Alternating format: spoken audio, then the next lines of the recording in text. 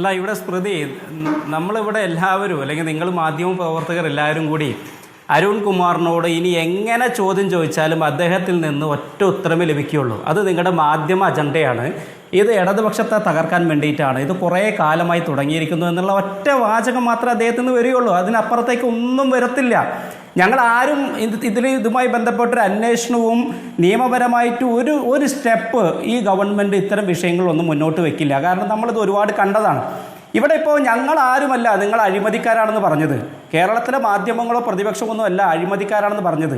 ഇപ്പം നിങ്ങൾ ഈ ലോക്സഭാ തെരഞ്ഞെടുപ്പിൽ പൂർണ്ണമായി തോറ്റ അമ്പി നിൽക്കുമ്പോൾ നിങ്ങളുടെ CPMൻ്റെ സംസ്ഥാന കമ്മിറ്റിയുടെ സെക്രട്ടറി തന്നെയാണ് പറഞ്ഞത് പണത്തിനോടുള്ള ആർത്തി വർദ്ധിക്കുന്നു, അത് പരിശോധിക്കണം, അത് നിയന്ത്രിക്കണമെന്ന് പറഞ്ഞത് CPMൻ്റെ സംസ്ഥാന സെക്രട്ടറിയാണ്.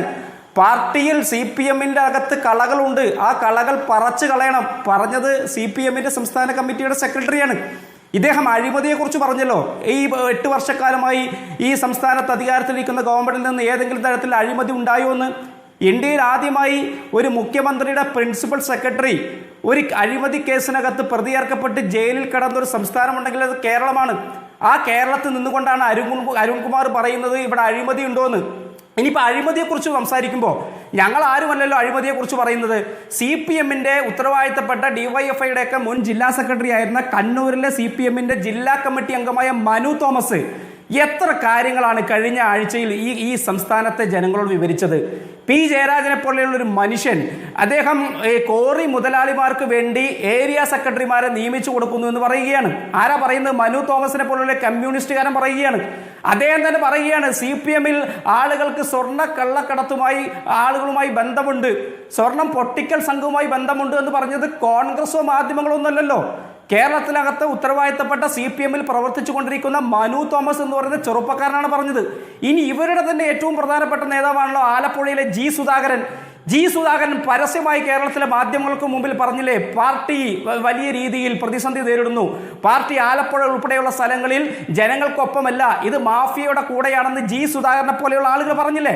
ഇപ്പൊ ഇന്ന് വാർത്തയുണ്ട്, Uduma area committee, Kasaragod Uduma area കമ്മിറ്റിയിലെ ഒരു യുവജന നേതാവ്, ഈ അരുൺകുമാറിനെ പോലെയുള്ള ഒരു യുവജന നേതാവ് അവിഹിതമായിട്ട് സ്വത്ത് സമ്പാദിച്ചിരിക്കുന്നു, അദ്ദേഹം 50 ലക്ഷത്തിന്റെ വീട് വെച്ചിരിക്കുന്നു, അദ്ദേഹം 50 ലക്ഷം രൂപ കൊടുത്തുകൊണ്ട് തൊഴിൽ മേടിച്ചിരിക്കുന്നു, 25 ലക്ഷം രൂപയുടെ കാറ് മേടിച്ചിരിക്കുന്നു എന്ന് ഉദുമ ഏരിയ കമ്മിറ്റിയിലെ CPMന്റെ അംഗങ്ങളാണ് പറയുന്നത്.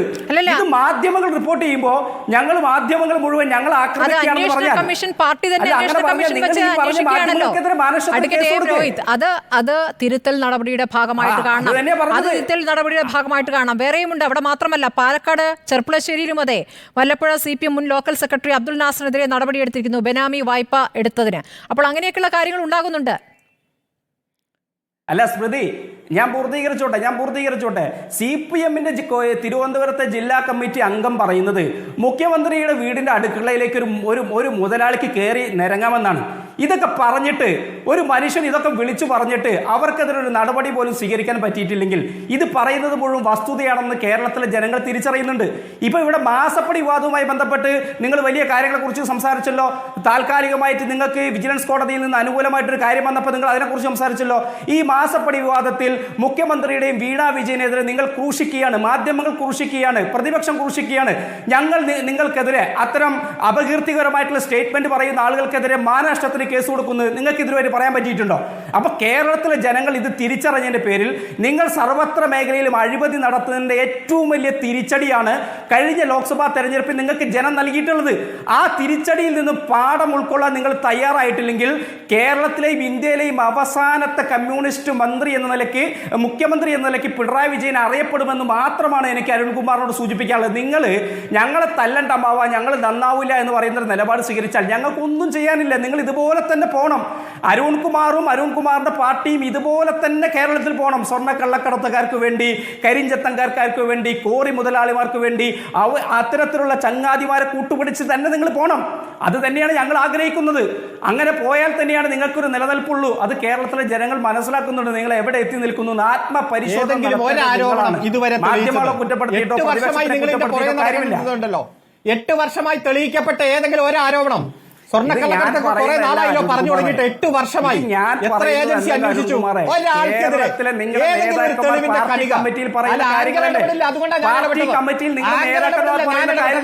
ഏതെങ്കിലും ഒരു തെളിവിന്റെ കണിക എത്ര ഏജൻസി അന്വേഷിച്ചു? തിരിച്ചും മറിച്ചും അന്വേഷിച്ചു. നിങ്ങളുടെ നേതാക്കന്മാരൊക്കെ നിർത്തിപ്പോയില്ലേ? ആരോപണം ഉന്നയിക്കുന്നത് വരെ നിർത്തിപ്പോയി. ഏതെങ്കിലും ഒരു അന്വേഷണം ഇതുവരെ ഹൈക്കോടതി പോയില്ലേ? ഹൈക്കോടതിയുടെ 4ാം നിലയിലെ ചീഫ് ജസ്റ്റിസിന്റെ കോടതിയിൽ എറിഞ്ഞില്ലേ? രാഷ്ട്രീയ ധാർമ്മികത എന്ന് പറഞ്ഞാൽ സ്വർണ്ണക്കടത്തിൽ ആരാണ് ശിക്ഷിക്കപ്പെട്ടത്? സ്വർണ്ണക്കടത്ത് ആരോപണത്തിൽ ആരാണ് ശിക്ഷിക്കപ്പെട്ടത്? ഡോക്ടർ അരുൺ, അഡ്വക്കേറ്റ് അരുൺ, സ്വർണ്ണക്കള്ളക്കടത്തിന്റെ ആരോപണം എത്ര ഇവിടെ നടന്നു? അല്ല, ആരാണ് ശിക്ഷിക്കപ്പെട്ടത്? സംസ്ഥാന സെക്രട്ടേറിയറ്റ് ഞാൻ ചോദിച്ചത്, തെളിവിന്റെ കണിക പോലും ഇടതുപക്ഷത്തിനെതിരെ നിങ്ങൾ കുറെ ശ്രമിച്ചില്ലേ? തെളിവിന്റെ കണിക പോലും ഇടതുപക്ഷത്തിനെതിരെ കൊണ്ടുവരാൻ ഈ ഹൈക്കോടതി ചെന്നപ്പോഴേ രാഷ്ട്രീയ ധാർമ്മികത എന്ന് പറഞ്ഞാൽ ഭരണപക്ഷത്തിന്റെ അന്വേഷിക്കാൻ കുറ്റപത്രം വരെ കൊടുത്തതിന് ശേഷം കേന്ദ്ര ഏജൻസി എവിടെ പോയി? അന്വേഷണം നടത്തിക്കൊണ്ടിരിക്കുന്ന ഏജൻസി എവിടെ പോയി? രാഷ്ട്രീയ ധാർമ്മികത എന്ന് പറഞ്ഞാൽ ഭരണപക്ഷത്തിനെതിരെ മാത്രം പോരാ, പ്രതിപക്ഷത്തിനെതിരെ വേണമെന്ന് ഹൈക്കോടതി ചോദിച്ചപ്പോ പ്രതിപക്ഷ നേതാവ് എവിടെ പോയി? രാഷ്ട്രീയ ലക്ഷ്യത്തോടെ ഹർജിയുമായി ഹൈക്കോടതിയിലേക്ക് വരരുതെന്ന് എത്ര തവണ പ്രതിപക്ഷ നേതാവിനോട് പറഞ്ഞു? നിങ്ങൾ എത്ര തവണ ഇത്തരം കേസുകൾ പൊക്കിക്കൊണ്ടുവന്നു? ഏതെങ്കിലും ഒരു കേസിൽ തെളിവിന്റെ ഒരു കണിക കണ്ടെത്താൻ കഴിഞ്ഞോ? എന്നിട്ട് ഇപ്പോഴും വന്നിരുന്ന ആരോപണം ഉന്നയിച്ചുകൊണ്ടിരിക്കുക. സ്വർണ്ണക്കള്ളക്കടത്ത്, ലാവലിൻ കുറെ കേട്ടുകൊണ്ടിരിക്കുകയല്ലോ. ബിരിയാണി ചെമ്പോ നാണമില്ലേ നിങ്ങൾക്ക്?